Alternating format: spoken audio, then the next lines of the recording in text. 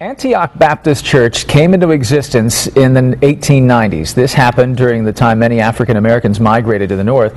As we continue to celebrate Black History Month, we're profiling local churches. This morning, Darrielle Snipes takes us to Antioch Baptist Church. Darrielle. Good morning, Mark. Reverend Marvin McMickle really wants his congregation to help the community and reach out to those many don't want or think to help, those in jail or suffering from AIDS. He believes you have to do this to stay close with God. Bless the food today, to bless the people who serving the food, to bless the churches that feeds us weekly. Tuesday lunch at Antioch Baptist Church. This is the Loaves and Fishes Hunger Program. Out of the biblical story of Jesus multiplying 2 fish and 5 loaves of bread to feed 5,000. Antioch not only feeds the hungry 3 times a week, but they also provide clothing for those in need. This is just one of the many programs under the direction of Reverend Dr. Marvin McMickle. This is the AGAPE, which stands for, it's an acronym, Action, Growth, Awareness, Programming, and Education.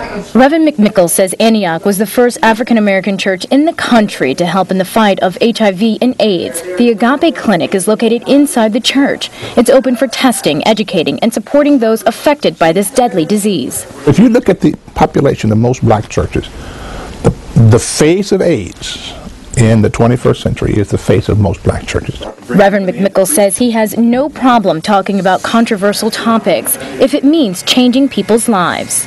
This was built in 1906.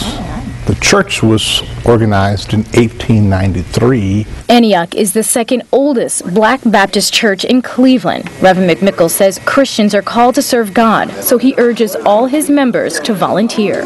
We don't do anything that doesn't have some impact within a 1-mile radius of the church. In other words, if the problem doesn't have a footprint within a 1-mile square radius, then we don't know that that necessarily is our issue. For the last 23 years, he's been preaching and serving his community. Reverend McMickle says it's a labor of love, doing God's work. So people begin to count on you, and you don't want to let them down.